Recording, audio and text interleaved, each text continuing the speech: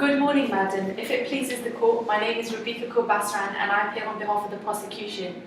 Would you like the facts of the case? Madam, the defendant, Miss Myra Higgins, has been charged under the Theft Act 1968 due to the fact of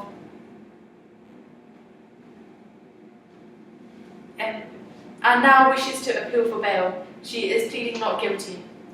Madam, the prosecution wishes to oppose bail and keep her remanded in custody based on 3 reasons. Under the Bail Act 1973-6, the defendant will fail to surrender the custody. She may commit whilst on bail. She may otherwise obstruct the course of justice. Madam, may I proceed with my first reason? Yes. My first reason as to why the defendant should be denied bail is due to the failure to surrender to custody or absconding whilst on bail. The crime itself may not be as serious as others, however, the fact the defendant, Miss Myra Higgins, has previously been convicted of similar crimes suggests she is likely to face a prison sentence and therefore could possibly abscond due to this threat. This has happened 3 times in the last 18 months alone, when she has previously been put on bail. She has been brought up in care. She has no connections with any family members. She has no fixed abode, no regular income, no sureties, which further endorses she will fail to attend.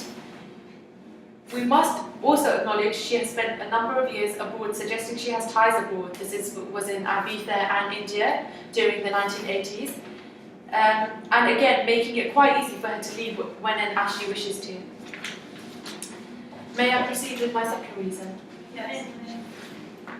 The second reason, which is around the concept of committing whilst on bail, has already been the case with this defendant.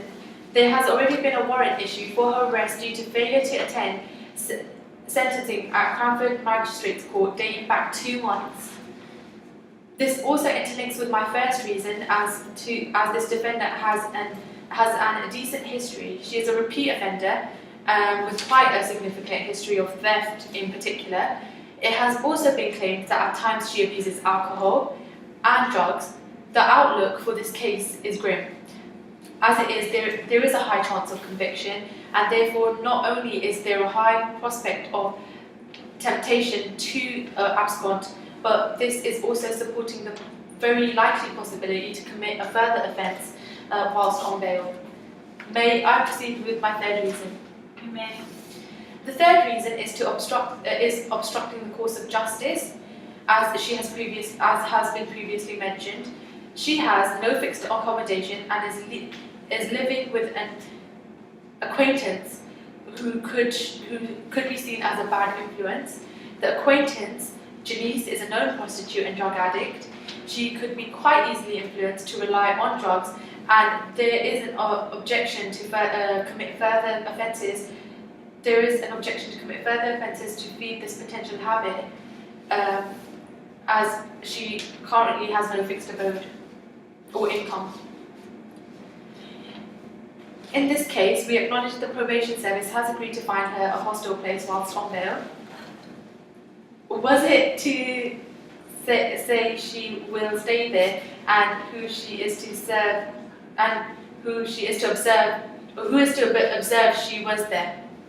Again, my learned friend of the defence may suggest bail conditions, but she has committed before, in fact on numerous occasions. The curfews also, my learned friend may suggest, may not be imposable or respected and followed for that matter, as it can be seen that she has a blatant disregard for authority of the court. And although we understand there are external issues within her background in this particular situation, such as friends having to offer her accommodation or previously being in care and other hardships of her upbringing, we still do object to her bail for reasons mentioned before.